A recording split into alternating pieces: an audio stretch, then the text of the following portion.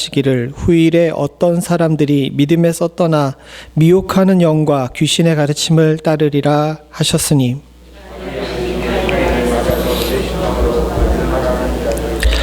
혼의를 금하고 어떤 음식물을 먹지 말라고 할 터이나 음식물은 하나님이 지으신 바니 믿는 자들과 진리를 아는 자들이 감사함으로 받을 것이니라.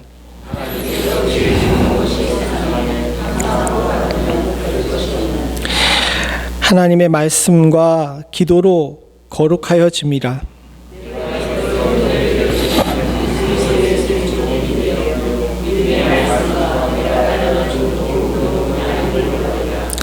망령되고 허탄한 신화를 버리고 경건에 이르도록 내 자신을 연단하라.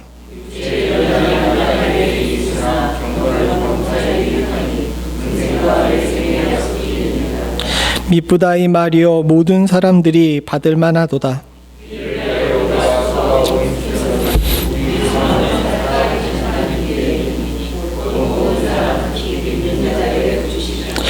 너는 이것들을 명하고 가르치라.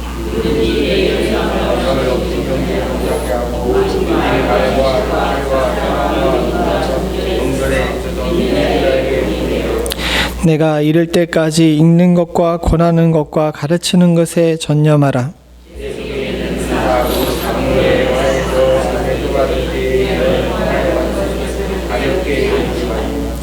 이 모든 일에 전심전력하여 너의 성숙함을 모든 사람에게 나타나게 하라. 임무를 계속하라. 이것을 향함으로 내 자신과 내게 듣는 자를 구원하리라. 아멘. 디모데전서는 사도 바울이 이제 거의 죽을 때가 다 돼서 자신의 사랑하는 제자인 디모데에게 유언과 같은 말씀을 전한 편지의 내용입니다. 사도 바울은 결혼을 안 했어요. 애가 없었죠. 그 아이가 없는 사도 바울 입장에서는 디모데가 자식과 같은 위치에 있었습니다. 더군다나 자신을 이어가지고 사역을 하고 있는 디모데에게 자신의 경험과 또 자신이 가지고 있는 이 하나님에 대한 열정이 그대로 전달되기를 원하는 마음이 그에게 있었어요. 그래서 사실 디모데서를 쭉 보게 되게 되면 이 잔소리가 많아요. 그렇지 않습니까? 아버지가 아들한테 하면은 왜 그리 잔소리가 많잖아요. 저희 아버지도 편찮으시기 전에는 보게 되면 다 큰 아들인데도 불구하고 맨날 잔소리 그냥 하셨어요. 그 아버지가 편찮으신 다음에는 어머니가 이어받아가지고 얼마나 잔소리를 하시든지, 그런데 지나고 나 보게 되게 되면 그 잔소리가 다 우리들의 뼈와 살이 된다는 걸 여러분들께서 잘 아시죠? 사실 입장을 보게 되게 되면 이 디모데 전후서에 있는 내용이 뻔하게 다 아는 내용일 수 있어요. 그걸 우리는 잔소리라고 표현하죠. 그런데도 불구하고 사도 바울이 이 내용을 계속해서 지속적으로 반복하는 것은 이 말씀이야말로, 여기 나와 있는 이 말씀이야말로 우리 사는 동안에 뼈와 살이 되기 때문인 줄로 믿습니다. 계속해서 반복해서 하는 이야기가 1절부터 16절까지 누차 반복해서 나와요. 사도 바울이 그렇게 이야기한 이유는 우리가 6절에 본 바처럼 디모데가 그리스도 예수의 좋은 일꾼 되기를 원해서 그렇게 한 겁니다. 디모데가 사역자이기 때문에 좋은 일꾼 되라고 이야기한 것이 아닙니다. 사실 오늘 이 본문에 나와 있는 내용은 우리 성도 모두가 다 함께 마음에 품고 살아야 될 내용이에요. 왜냐하면 성도도 하나님께 부름받은 사역자이기 때문에 그렇습니다. 또 꼭 목사가 되고 장로가 되고 전도사가 되고 권사가 되고 안수집사가 돼야지만 하나님께 부름받은 자가 되는 것이 아니라 여러분들이 여기 와 앉아가지고 우리 모두, 저도 그렇고 여러분들도 그렇고 성도의 이름으로 이름 불리는 것 자체가 하나님께서 우리에게 주신 사명이자 부르심인 줄로 믿습니다. 이걸 우리가 분명히 기억해야 돼요. 지난주에 열이 올랐다 내렸다 합니다. 그런 가운데서 이 말씀을 보는데 제가 퍼뜩 그런 생각이 들었어요. 난 정말 그리스도의 좋은 일꾼인가? 갑자기 막 정신이 혼미한 가운데 그리스도의 좋은 일꾼이라는 단어가 저한테 와서 확 마음에 박히는 거예요.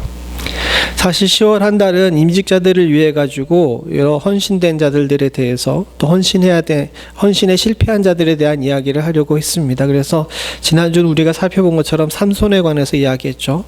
오늘도 이번 주도 인물에 관해서 이야기하려고 했는데 마침 성경을 읽다가 이 디모데 전후서가 이렇게 딱 왔는데 제가 이 그리스도 예수의 좋은 일꾼에 꽂혔어요. 연락가지고 그런지 모르겠지만 하여튼간 그리스도 예수의 좋은 일꾼이라는 단어에 딱 꽂혔습니다. 그리고 나서 곰곰이 생각해 봤더니 선영이 너 좋은 일꾼이냐? 이런 주의 음성이 저한테 들리는 것 같으면서 저 자신이 굉장히 부끄럽더라고요. 그리고 그 좋은 일꾼에 대해서 곰곰이 잘 생각해 보게 됐습니다. 과거에 제가 목회를 처음 시작하고 신학교를 들어가고 대학원에 다닐 때 그리고 여러 친구들과 함께 기숙사에서 이야기할 때 그리스도의 좋은 일꾼과 목회 성공에 관해서 참 많은 이야기들을 했어요. 좋은 일꾼이 무엇일까? 열심히 하는 사람, 교회에 충성해가지고 밤낮으로 교회에 붙들려 있는 사람, 성공한 목회, 성도들 많이 모이고 번듯한 교회 건물을 가지고 많은 사람들 앞에서 말씀 탕탕 전하는 이것이 성공일까? 물론 그때는 그런 이야기들에 대해서 많았어요. 심지어는 학교의 교과 과목조차도 목회 성공학이라는 과목이 있었습니다. 그래서 목회 성공학에서 뭘 가르쳐 주는지 아십니까? 교회 입지는 어디를 잡아야 성공을 하고 교회는 어떻게 운영을 해야 별 탈이 없는지에 대해서 그리고 어떤 프로그램을 해야 교인들이 모이는지에 대해서 가르쳤어요.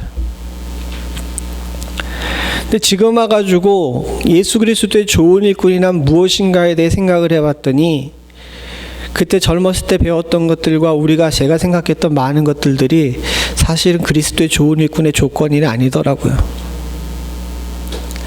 그러면서 이 디모데전서 4장을 갖다가 여러 차례 읽었습니다. 여러 차례 읽으면서 하나님께서 정말 좋은 일꾼이라고 하시는 것이 무엇일까? 그리고 좋은 일꾼이라는 것은 과연 어떤 방향으로 나가야 되는 것인가에 대해서 잘 생각을 해봤습니다. 그러면서 한 가지 놀라운 일을 발견했는데 뭐냐면 하나님은 의외로 좋은 일꾼이 되는 것에 대한 조건을 그렇게 까다롭게 만들어 놓지 않으셨어요. 반대로 좋은 일꾼이라고 부름받은 이후가 훨씬 더 중요하다는 사실을 깨달았습니다. 저는 오늘 저와 여러분들이 성도로 부름받은 우리가 그냥 성도로 사는 것이 아니라 좋은 성도로 그리스도 예수의 좋은 일꾼으로 살기를 간절히 소원합니다. 그리고 제가 말씀을 연구하며 느꼈던 것들을 여러분들과 나누면서 여러분들도 저와 같이 이 동일한 것들을 함께 공유할 수 있는 은혜가 있기를 간절히 소원합니다. 제일 먼저 생각해 봐야 될 것은 과연 어떤 사람이 그리스도의 좋은 일꾼으로 부르심을 받느냐예요. 그리스도 예수의 좋은 일꾼의 조건이 과연 무엇인가라는 것입니다. 6절을 다시 한번 읽어보기 원합니다. 6절 같이 봅니다. 시작. 내가 이것으로 형제를 깨우치면 그리스도 예수의 좋은 일꾼이 되어 믿음의 말씀과 내가 따르는 좋은 교훈으로 양육을 받으리라. 자, 보십시오. 그리스도 예수의 좋은 일꾼인데 그리스도 예수의 좋은 일꾼이 되기 위해서는 뭘 해야 됩니까? 여러분 모두 다 좋은 국민학교 초등학교 나오셨잖아요. 국어 잘하시는데 잘 생각을 해보세요. 뭡니까? 밑에가 아니라 위에예요. 그리스도 예수의 좋은 일꾼이 된다 그러는데 어떻게 그리스도의 좋은 일꾼이 되냐 하면 형제들을 깨우치면이에요. 이것으로 내 형제를 깨우치면 이 그리스도 예수의 좋은 일꾼의 조건입니다. 그럼 무엇으로 형제를 깨우치느냐는 겁니다. 그리고 형제가 어떤 상태인데 과연 여기에 우리가 집중을 해봐야 됩니다. 무슨 얘기냐 하게 되면 그리스도 예수의 좋은 일꾼은 머리가 똑똑한 사람이나 능력이 많은 사람이나 돈이 많은 사람을 주님께서 조건으로 얻으신 것이 아니라 뭔가를 하는 사람을 조건으로 주님께서 제시하셨는데 그것이 무엇이냐 하면 사랑하는 성도님들, 세상을 향해 안타까움을 가진 사람을 주님께서는 그리스도 예수의 좋은 일꾼의 조건으로 삼으셨어요. 무슨 얘기냐 하게 되면 1절서부터 5절에 보게 되면, 특별히 1절에 보게 되면 이 얘기가 나옵니다. 같이 봅니다. 시작. 그러나 성령이 밝히 말씀하시기를 후일에 어떤 사람들이 믿음에서 떠나 미혹하는 영과 귀신의 가르침을 따르리라 하셨으니, 후일에, 즉 언젠가 뒤에 보니까 성령께서 가르쳐 주셨는데 세상이 혼란스럽게 되는 거예요. 세상이 혼란스럽게 된다는 건 어떤 거냐면 뭐 전쟁하고 이런 것이 아니라 말씀이 흐트러지는 겁니다. 왜? 미혹하는 영과 귀신의 가르침을 따르는 자들이 많게 되거든요. 교회가 교회답지 못하고 말씀이 선포되지 않고 양심에 화인받은 자들이 교회를 차지하고 있고, 또 싹군들이 하나님의 어린 양들을 도둑질하는 일들을 보게 될 때에 이런 것들을 향하여서 이거 고쳐야 되겠다는 마음이 생기는 자들이 그리스도 예수의 좋은 일꾼으로 부름받으실 자격이 있는 사람이라는 겁니다. 이해가 가십니까? 사실 이렇게 가르치면 안 돼요. 이러면 교회가 시끄러워지거든. 그래서 목사님들이 그리스도의 그 집사의 자격 같은 거는 사실 오늘 본문보다는 앞에 나와 있는 3장의 본문에서 많이 찾는데, 사실 조금 더 깊이 생각해 보게 되면 하나님께서 부르시는 자들을 잘 생각해 보게 되면 주의 나라를 향해 열정을 가지고 있는 사람이에요. 하나님의 나라를 향하여서 이대로 있으면 안 되겠다는 마음을 가지고 있는 자. 그래서 형제를 향하여서 마음속 깊은 곳에서 저 형제와 함께 천국 가고 싶다, 구원받고 싶다라는 마음을 가지고 있는 사람들을 하나님께서는 그리스도의 좋은 일꾼으로 부르시고 계시는 줄로 믿습니다. 오늘날 이것이 많이 약해요. 예전에는 참 우리들이 하나님 앞에서 부름받은 처음에는 주변에 있는 사람들마다 함께 교회 가자고 얼마나 얘기들 많이 했습니까? 그러나 오늘날 보게 되게 되면 실제로 전도하는 일에 힘쓰거나 전도의 마음을 갖거나 옆에 죽어가는 영혼들을 향하여서 안타까운 마음 갖는 것이 참 쉽지 않은 시대에 살고 있습니다.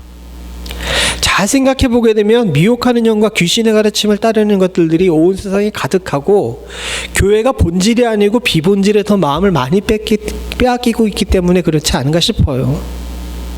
3절서부터 5절에 보게 되면 이런 얘기가 나옵니다. 혼인을 금지하고 어떤 음식을 먹지 말라고 하고 이런 여러 조건들을 이야기해요. 교회들도 생각을 해봅시다. 아까 전에 제가 임직식에 대한 저는 이야기를 했는데, 사실 임직식 때 그런 거 하라고 어디 성경에도 나와 있지 않아요.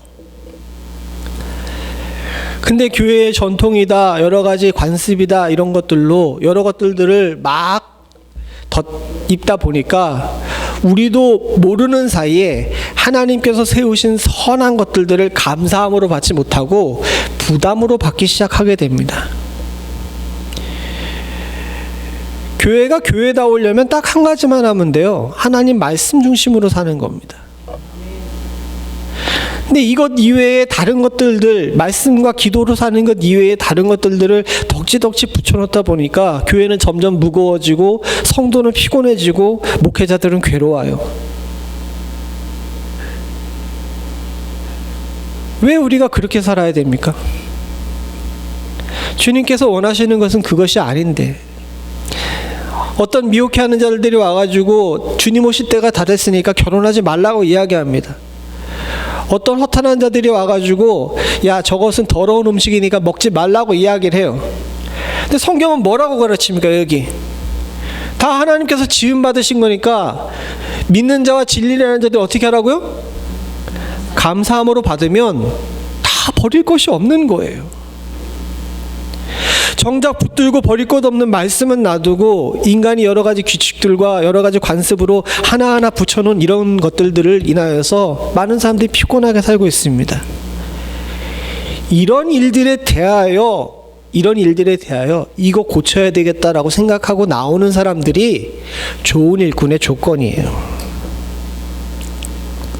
아무런 생각 없이 시간이 됐으니까, 또 이때쯤 되면 직분을 받아야 되겠으니까 돼가지고 직분을 받거나, 어렸을 때부터 넌 목사가 돼야 돼 라는 이런 이야기를 듣고 자라가지고 나도 모르는 사이에 난 목사가 돼야 되겠다고 그렇게 생각하는 사람들이 하나님의 좋은 일꾼이 되는 것이 아니라, 하나님 나라를 위해서 왜곡되고 깨져가는 세상 속에서 바른 말씀 가운데 살아야 되겠다. 나만 그렇게 사는 것이 아니라 나의 이웃도 함께 그렇게 살아야 되겠다라고 마음먹은 자들, 이런 자들을 주님께서 좋은 일꾼으로 부르시는 줄로 믿습니다. 사랑하는 성도님들, 저와 여러분을 여기에 부르신 것도 마찬가지입니다. 나의 가정을 향하여서, 나의 나라를 향하여서, 나의 교회를 향하여서 모자람을 느끼거나 안타까움이 없다면 누가 기도하겠습니까? 여러분, 형 교회를 향해서 기도가 잘 되면 교회가 평안한 거예요? 시끄러운 거예요? 왜? 제 질문이 지금 이상했어요. 교회를 향해 기도가 잘 되면 교회가 평안한 거예요? 시끄러운 거예요? 쉽게 얘기할 수가 없죠. 근데 좀 멀리 놓고 봅시다. 나라를 향해 기도할 때는 어느 때 기도해요? 나라가 평안할 때 기도해요? 나라가 시끄러울 때 기도해요? 이건 대답을 왜 잘해?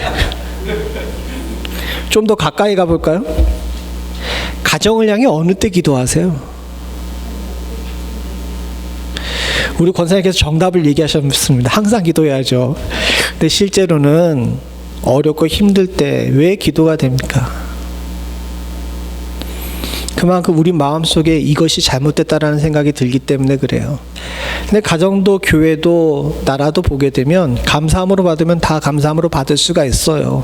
그러나 사랑하는 성도님들, 우리 마음 가운데 주님의 나라를 향한 우리의 마음 가운데 우리의 가정이, 우리의 교회가, 우리의 나라가 하나님 나라에 비춰볼 때 좀 모자르구나 싶다는 이런 생각이 있는 사람이 바로 좋은 일꾼이 돼서 말씀과 기도 가운데 사는 줄로 믿습니다. 사랑하는 성도님들, 성도는 만족하는 존재임과 동시에 만족하지 못하는 존재예요.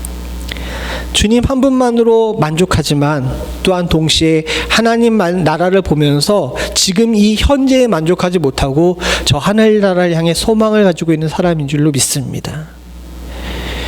그런 여러분들 좋은 일꾼이 되실 수 있기를 간절히 소원합니다.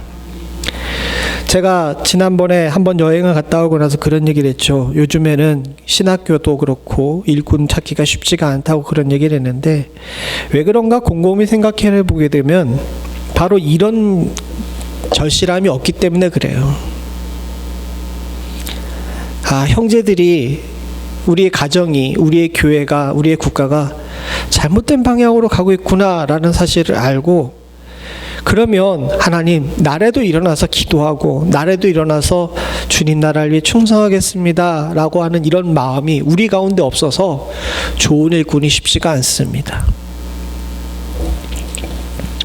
우리는 이 조건을 다 채운 줄로 믿습니다. 그리고 앞으로도 주님께서 이 조건을 채우시기에 우리를 이 자리에 앉혀놓으셨는 줄로 믿습니다.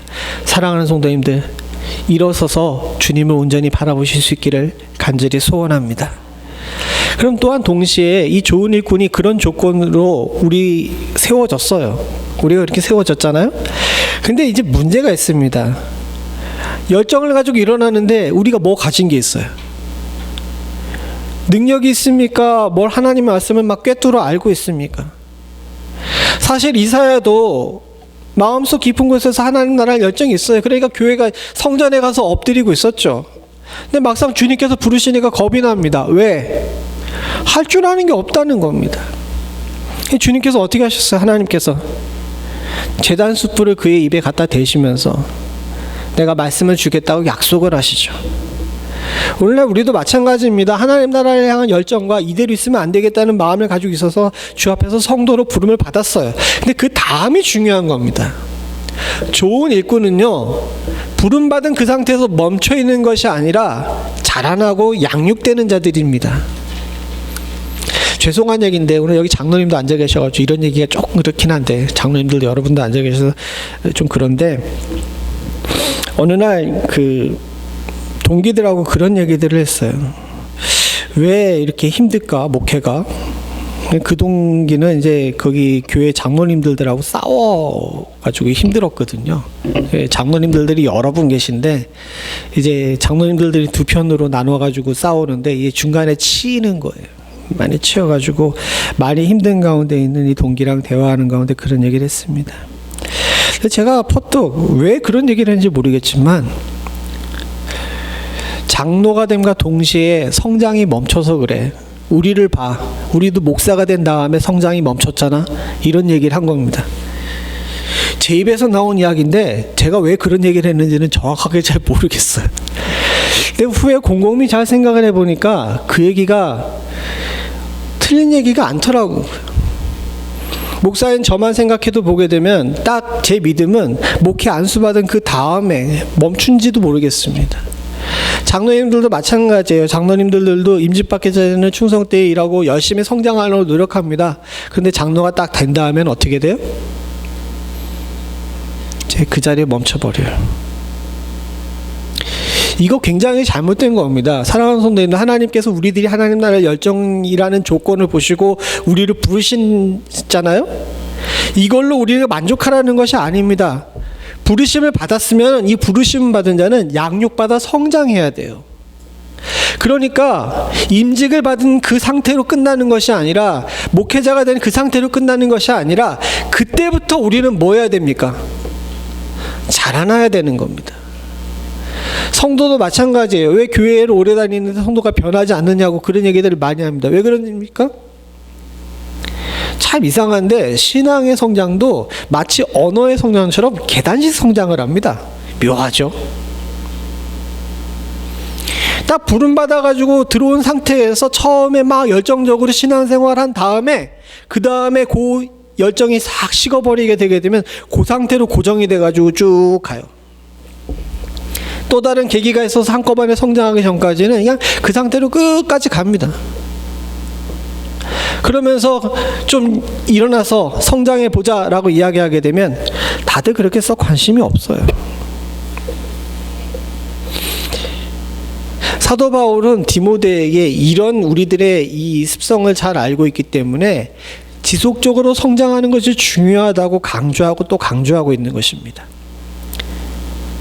오늘 여기 6절에 보게 되면 이 밑에 보세요. 여러분들이 아까 전에 잘못 짚었던 그 부분인데 예수의 좋은 일꾼이 되어 그 다음에 뭡니까? 믿음의 말씀과 내가 따르는 좋은 교훈으로 양육을 받으라 그래요. 좋은 일꾼이 된 것으로 끝나는 것이 아니라 좋은 일꾼이 된 다음에 어떻게 돼야 돼요? 양육을 받아야 돼요. 이게 참 우리 개념으로 잘 이해가 가지 않습니다. 일꾼은 뭐 하는 사람입니까? 일꾼은 뭐 하는 사람이에요? 일하는 사람인데 뭐 하라 그래요? 예, 공부하라 그래요. 이게 우리 개념으로 잘 이해가 잘 안 되기 때문에 이게 자꾸 충돌을 일으키고 있는데, 사실 성경적 개념으로는요, 그리스도의 좋은 일꾼으로 부름을 받았으면요, 일을 하는 건 당연하고 제일 중요한 것이 뭐예요? 양육이에요. 맡은 자들에게 바랄 것은 충성이라 해가지고 일하는 것도 맞아요. 그러나 사랑하는 성도님들, 진짜 중요한 것이 있는데 멈추면 안 된다는 겁니다. 정치대에 있어서는 안 돼요. 교훈으로, 좋은 교훈으로 양육받아 성장해야 될 줄로 믿습니다. 이것이 우리들에게, 성도들에게 필요한 일입니다. 목회자에게도 필요한 일이고요. 제가 지난주에 하나님 앞에서 좋은 일꾼이냐라고 물어받았을 때 어쩔 줄 몰라 했던 이유 중에 가장 큰 이유가 바로 이것입니다. 성장해야 되는데 성장하지 않은 거예요.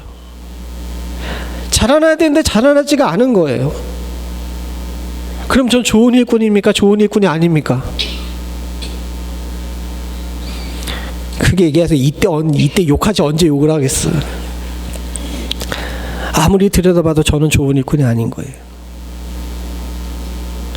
사랑하는 성도님들, 저와 여러분들이 봉사하고 충성하는 건 당연한 일이고 양육받아 성장하는 일에 좀 힘을 쓸 수 있는 은혜가 있기를 소원합니다. 그래야 우리 모두가 사는 줄로 믿습니다. 그럼 어떻게 양육을 받을 것인가? 세 가지를 얘기하고 있는데 간단하게만 뭐죠? 첫 번째는 뭐냐? 같이 봅니다. 시작.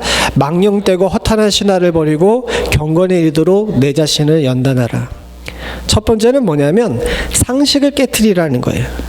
이 망령되고 허탄한 신화라고 이야기했는데 사실은 보게 되면 우리가 알고 있는 상식입니다. 우리가 알고 있는 상식으로 자꾸 하나님에 대해 되기 시작하고 주의 일을 하게 되게 되면요, 교회가 아니게 됩니다. 합리적인 판단이 중요해요. 그러나 사랑하는 성도님들, 교회가 합리적인 판단으로 일이 됩니까? 교회 재정을 한번 들여다보세요. 우리 교회도 참 많은 재정을 선교 헌금에 이제 선교하는 일에 씁니다. 선교사들이 많은 선교 편지를 보내면서 우리 이 일 했어요, 저 일 했어요라고 보내는데, 사랑하는 성도님들, 그거요, 그 선교사들을 너무 괴롭히는 일이에요. 저는 선교 편지는 1년에 딱 한 번만 받으면 된다고 생각합니다. 왜요? 선교지 가봤더니요, 가가지고 돈을 퍼부는다 그래가지고 갑자기 막 수백 명이 열매를 맺고 그런 일이 일어나지 않아요. 물론 그런 일이 일어날 수도 있지만, 그냥 거기서 말씀을 가지고 있는 사람이 버티고 있는 것만 해도 참 감사하고 복된 일인 줄로 믿습니다. 그런데 많은 장로님들이 그런 얘기를 합니다. 저도 이제 큰 교회에 부교육자하면서 재정을 담당해 본 적이 있었는데, 그때 장로님들이 한결같이 하는 이야기가, 서 목사님, 이게 합리적인 지출입니까? 라고 물어보시는 경우가 많아요. 참 지금 같으면은 씩 웃고 넘어가고 이랬을 텐데, 제가 그때는 이제 목회 스킬이 부족해서 모르는지 모르지만 젊어서 그랬었겠죠. 장로님들하고 붙어 싸웠어요.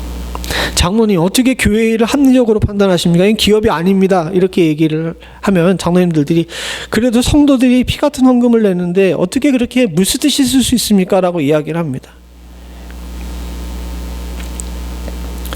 물론 그런 식의 이렇게 얘기하시는 것도 일견 타당한 부분이 없지 않아 있어요. 저도 동의하는 부분이 있습니다. 그러나 사랑하는 성도님들, 우리가 생각하고 있는 우리의 신화, 우리가 생각하고 있는 우리의 상식으로 하나님의 일을, 경건의 일을 갖다가 판단하기는 쉽지가 않다는 사실을 우리가 염두에 둬야 돼요. 그래서 성도는요, 좋은 일꾼은 이 둘 사이의 균형을 맞출 줄 아는 자가 되어야 합니다. 합리적인 판단과 함께 하나님께서 하시는 일에 대한 이런 이해와 또 열정을 가지고 있어야 됩니다. 그래서 앞에 조건이 주님의 나라를 향하여서 열정을 가지고 있느냐, 이게 중요했던 거예요.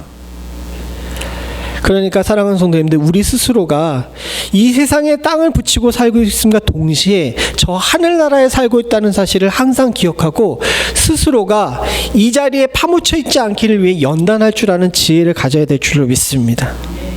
그래야 성도가 지혜롭게 앞으로 나아갈 수가 있어요. 두 번째 양육받기 위해서 해야 되는 것이 있는데 뭡니까? 명하고 가르치는 거예요. 아까 전에 처음에 부름받은 조건과 마찬가지로 사랑하는 성도님들, 우리가 처음에 좋은 일꾼이 되어서 부름받았던 것은 세상에 잘못 가고 있는 사람들을 향하여서 저래서는 안 되겠다는 마음, 또 잘못돼 가고 있는 교회를 향해서 이대로 가면 안 되겠다는 마음을 가지고 있기 때문에 하나님께서 부르신 거거든요. 그렇다면 우리가 해야 되는 일은 무엇입니까? 양육하고 해야 되는 일이 뭐예요? 가르쳐야 돼요. 이 가르치는 것은 높은 자리에 서가지고 밑에 있는 사람들을 향해서 얘기하는 것이 아니라, 하나님의 말씀이 무엇인지, 어떤 것이 주님의 말씀이 중심인지에 대해서 지속적으로 이야기하며 전도하라는 이야기입니다. 사랑하는 성도님들과 저에게 있어서 주의 말씀을 쉬는 일이 없기를 소원합니다. 이거 쉬지 않아야 우린 좋은 일꾼으로 칭찬받을 수가 있습니다. 마지막으로 세 번째, 양육의 단계의 세 번째는 있는데, 그리고 이거 조금 읽어보고 같이 생각을 해봐야 됩니다. 12절부터 14절을 같이 한번 읽어보죠. 시작. 누구든지 내 연소함을 업신여기지 못하게 하고 오직 말과 행실과 사랑과 믿음과 정절이 있어서 믿는 사람에게 본이 되어 내가 이르기 때까지 읽는 것과 권하는 것을 가르치는 것에 전념하라. 내 속에 있는 은사 곧 장로회에서 안수받을 때 예언을 통하여 받은 것을 가볍게 여기지 말며. 양육되기 위해서 가져야 될 세 번째 조건은 뭐냐면, 내 부르심이 내가 헌신한 것이 아니라 하나님께서 부르신 것이라는 것에 대해서 잊지 않는 것이 중요해요. 교회가 임직자를 세우면서 가지고 있는 실수하는 여러 가지 이유 중에 하나가 이것이기도 하고, 목회자가 목사가 된 다음에 실수하는 이유 중에 하나가 또 이것입니다. 사랑하는 성도님들, 목사가 어떻게 목사가 되는 거예요? 소정의 신학 과정을 수료했기 때문에? 네? 네, 정답을 얘기하셨어요. 그러면 장로가 되고 권사가 되고 임직자가 되는 것은 어떻게 된 겁니까? 다행스럽습니다, 여러분. 여기서 공동구에 투표해서 3분의 2 이상 받았기 때문에 이렇게 얘기 안 하셔가지고 얼마나 다행스러운지 모르겠어요. 우리가 부르심을 받았다는 사실, 직분을 받았다는 사실, 성도가 된다는 것 자체가 우리가 한 것이 아니라는 사실을 알아야 계속 성장할 수가 있어요. 내가 했다고 생각하게 되면 아까 전에 말씀드린 것처럼 그 자리에서 성장이 멈춰요. 그러나 여기 나온 것처럼 디모데에게 사도 바울이 안타까운 마음 가지고 잔소리하는 것처럼 이야기하는 것처럼 반복해서 이야기하잖아요. 네가 부름받은 것은 하나님께서 은사로 주시고 하나님께서 너를 택하여 부르신 거니까 그걸 어떻게 여기지 말라고요? 가볍게 여기지 말라는 거예요. 가볍게 여기지 않아야 됩니다. 이 부르심에 대해서 여러분들 우리가 중하게 여기고 귀하게 여길 줄 알아야 성장이 돼요.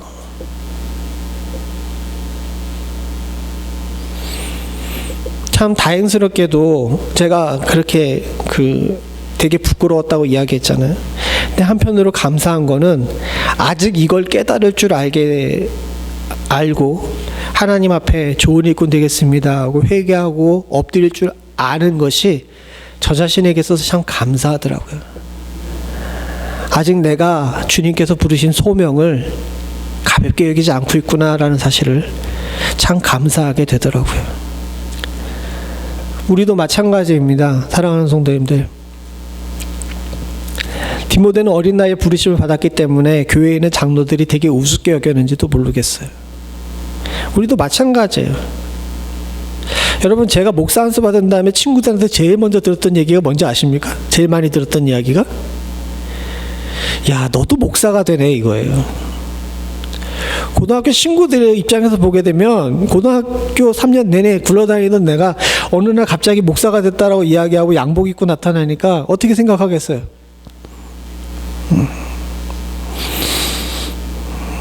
장로가 돼도 마찬가지고 권사가 돼도 마찬가지고 안수집사가 돼도 마찬가지예요. 왜? 사실 우리의 삶의 본은 그렇게 썩 다른 사람 앞에서 거룩한 직분을 맡기에 합당한 본이 되지 않거든요. 그런데 사랑하는 성도님들, 아까 전에 얘기했듯이 우리의 조건에 우리가 교회를 얼마나 오래 다니고 얼마나 경건하게 살아는지는 조건에 나와 있지 않죠. 단 하나 우리 마음 가운데 있는 열정을 보시고 주님께서 우리를 부르셨고 또 우리는 그것을 가볍게 여기지 않고 감사함으로 충성하는 것만이 우리가 성장할 수 있는 방법인 줄로 믿습니다. 주님께서는 12명의 제자를 부르셨습니다. 그 중에 한 명은 배신자였어요. 그 중에 한 명은 의심꾼이었고요. 그 중에 한 명은 다른 사람에게 사랑 뺏기는 걸 싫어하는 욕심장이었어요. 그 중에 한 명은 성질이 나빠가지고 웬만하면 다 불끈불끈 화로 해결하는 사람이었습니다. 그 외에도 다른 사람들도 다 마찬가지였어요. 인간의 조건으로 보게 되면 인류의 구원자 되신 예수 그리스도의 제자된 조건을 가진 사람은 단 한 명도 없었습니다. 그러나 그들에게 있어서 중요한 것이 하나가 있었는데, 내가 너를 사람 낚는 업으로 만들리라라고 이야기했을 때 자기 것 다 내려놓고 주님을 따를 수 있는, 아까 전에 우리가 봤던 그 조건을 가지고 있는 사람이었기 때문인 줄로 믿습니다. 그리고 끝까지 그들이 사도로 살 수 있었던 것은 베드로 전후서에서도 고백을 하고 여러 이 사도행전에도 이야기했듯이 그냥 부름 받으신 것에 감사했기 때문에 목숨 건 거예요.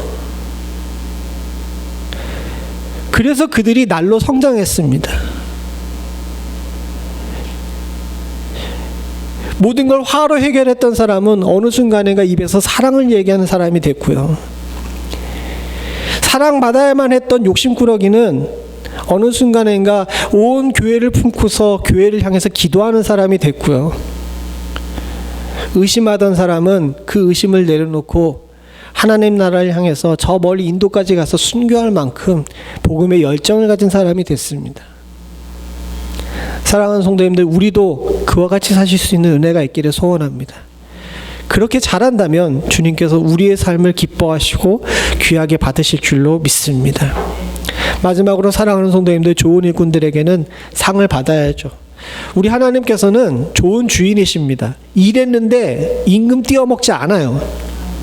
이거 아십니까? 어느 날 제 동생하고 저하고 이렇게 얘기했어요. 요즘 목회자가 살기 힘드는데 너 먹고는 사냐 그랬더니 제 동생이 그런 얘기 하더라고요. 형, 우리는 하나님 나라 공무원이잖아. 하나님 나라 공무원이잖아. 이 공무원인데 우리 국가가 어떤 국가인데 우리를 굶게 만들겠냐고. 그래서 제가 너 참 믿음이 대단하다 이렇게 얘기를 했는데, 맞아요. 사랑하는 성도님들, 주님께서 불러가지고 일 시키신 다음에 굶게 안 하십니다. 좋은 일꾼이 됐으면 일하는 것에 대해서 하나님께서 반드시 거기에 대해 싹을 치르실 줄로 믿습니다. 8절에 같이 한번 보죠. 같이 봅니다. 시작. 육탱의 연단은 약간의 유익이 있으나 경건은 범사에 유익하니 금생과 내생의 약속이 있느니라. 사랑하는 성도님들, 약속이 있습니다. 근데 그냥 약속이 아닙니다. 금생과 내생이라 그래요. 이 단어를 잘 안 쓰는데 이거 다 불교에서 온 단어죠. 금생, 내생 이거 다 불교에서 온 단어인데, 지금 삶과 앞으로 올 우리 천국에서 삶에서 하나님께서 싹을 치러 주시겠다는 겁니다. 좋은 일꾼을 살게 되면 이 땅에서도 복을 받고 하늘에서도 복을 받는 거예요. 이를 믿으시기를 바랍니다. 제 동생이 얼마 전에 또 교회가 많이 시끄러웠어요. 거기도 제가 얘기했잖아요. 한국도 그렇고 미국도 그렇고 조용한 교회가 없다고. 그래서 걱정을 했어요. 먹고는 사냐 그랬더니 굶진 않아 이러더라고요. 먹고는 사냐는 게 단순히 뭐 이렇게 살에 나오냐 이런 얘기가 아닙니다. 아직 사역할 만하냐라고 묻는 거죠. 그랬더니 제 동생이 버틸만 하다고 이야기를 한 거죠. 사랑하는 성도님들, 어떻게 보게 되면 우리가 사는 것 되게 멍청하게 보일 수 있어요. 목회자로 사는 것, 성도로 사는 것 멍청하게 보일 수가 있습니다. 근데 돌이켜보게 되면요, 저 하늘의 약속, 내생의 약속, 이건 당연한 거고요. 이 땅에 사는 동안에도 다른 사람 눈에 볼 때는 이리 치이고 저리 치이고 망하고 주저앉고 그렇게 보이는 것처럼 보이지만 하나님께서는 한 번도 우리를 포기하시지 않으셨고요. 하나님께서는 한 번도 우리를 주저앉히지 않으셨다는 사실을 여기에 앉아 계신 저와 여러분들은 다 몸으로 체험하는 줄로 믿습니다. 이거 좋은 일꾼 된 자들은 이 약속을 믿어야 돼요. 또한 동시에 16절을 같이 한번 읽어보죠. 시작. 내가 내 자신과 가르침을 살피는 일을 계속하라. 이것을 행함으로 내 자신과 내게 듣는 자를 구원하리라. 좋은 일꾼이 된 사람은 금생과 내생의 복을 받는 거, 약속을 받는 거, 이건 당연한 일이고요. 진짜 중요한 우리들의 싹이 있는데 그건 뭐냐면 내가 구원을 받고 내가 안타까워했던 그 사람도 구원을 받는, 이것이 진짜 우리들에게 있어서 싹인 줄로 믿습니다. 처음에 조건이 무엇이었어요? 엉뚱한 길로 가는 자들을 향해서 안타까움을 마음을 갖는 것이 구원, 그 조건이었죠. 그 싹으로 우리에게 주님께서 주시는 건 뭐냐면 그 잘못된 방향으로 가는 사람을 구원하는 것뿐만 아니라 누가 구원을 받는 겁니까? 내가 구원을 받는 거예요. 좋은 일꾼은요, 나도 살고 내 이웃도 같이 사는 존재입니다. 그리고 저는 우리 교회 성도님들이 그런 좋은 일꾼들이 다 되실 수 있기를 간절히 소원합니다. 멤피스에는 아직도 죽어가는 영혼들이 많이 있다라고 이야기합니다. 교회는 많은데 교회를 가지 못하시는 분들이 많이 있죠. 물론 억지로 강제해서 데려올 수 없습니다. 믿는 것 또한 더 주께서 주시는 하나님 나라의 복이고 은사죠. 예수를 믿는 것도 우리가 마음대로 할 수 있는 일은 아니에요. 그러나 저와 여러분들이 분명히 생각하고 기억해야 될 것은 저들을 향해 안타까운 마음을 가지고 기도했는지, 저들을 향해 예수 믿으라고 한번 이야기를 했는지, 이거 잘 생각해 보실 수 있는 은혜가 있기를 소원합니다. 목사님 그렇게 얘기했는데 멤피스 연합장로교회는 못 오겠다 그러던데요 라고 이야기하면, 사랑하는 성도님들 포기하지 마시고 다른 교회라도 가라 그러세요. 우리는 주의 교회에, 이 멤피스 연합장로교회를 향해서 부르심을 받은 자들이 아니라 하나님의 교회를 향해서 부름받은 자예요. 그 열정을 가지고 좋은 일꾼으로 살게 되면 주님께서 그도 구원받고 나도 구원받는 역사를 허락하신다는 것이 주의 약속입니다. 이 약속이 다른 사람의 약속이 아니라 내 약속될 수 있는 은혜가 있기를 간절히 소원합니다. 같이 기도하시겠습니다. 아버지 하나님, 주의 은혜 가운데 주의 좋은 일꾼으로 부르심을 받았습니다. 처음 주께 부르심을 받았을 때 우리의 마음이 어땠는지를 살펴보실 수 있는 은혜가 있을 수 있도록 주여 도와주시옵소서. 나는 과연 주의 나라를 향해서 열정을 가지고 있는지, 또 죽어가는 세상을 향해서 안타까움을 가지고 있는지, 그들을 향해서 말씀과 기도로 살기로 마음먹었던 그 귀하고 복된 순간을 잊고 살지는 않았는지 돌아볼 수 있도록 주님 도와주시옵고, 하나님 이제 이후로는 이 마음을 놓지 않고 주님 은혜 가운데 좋은 일꾼으로 성장해서 날마다 성장함으로 말미암아 하나님 나도 구원받고 내 마음에 품었던 자들도 구원받을 수 있는 은혜를 허락하여 주시옵소서. 이것이 주께서 우리들에게 바라시는 일인 줄로 믿사오니 아버지 하나님, 이 일에 합당한 자로 우리 설 수 있도록 주여 도와주시옵고, 세상이 힘들고 어렵고 혼란스러운 것은 당연한 일인데 여기에 눈이 현혹되어서 하나님 죽겠다 이야기하지 않고 살 수 있도록 주여 도와주시옵소서. 세상이 그만큼 힘들기에 우리를 불러주셔서 주의 일꾼으로 삼아주시는 줄로 믿습니다. 하나님, 우리들에게 원하시는 주의 이 일은 앞으로 나아가며 죽어가는 자들을 끄집어내 저 하늘나라로 함께 가는 것인 줄로 믿사오니 우리의 발걸음이 지치지 않을 수 있도록 주님 도와주시옵고, 우리의 능력이 부족하여서 손 놓아버리는 일 없도록 주님 도와주시오며, 하나님 아버지, 우리의 눈이 방향을 잃지 않을 수 있는 축복을 허락하여 주시옵소서. 주의 사랑하는 성도들과 교회 그리고 부족한 종이 항상 주님 앞에 이 일에 마음을 품고 살 수 있도록 주님 도와주시옵고, 주님께서 저 하늘에서 보시고 우리와 우리 교회가 착하고 충성된 종이라 칭찬받을 수 있는 축복을 허락하여 주시옵소서. 모든 말씀 예수님의 이름으로 간절히 기도드리옵나이다. 아멘.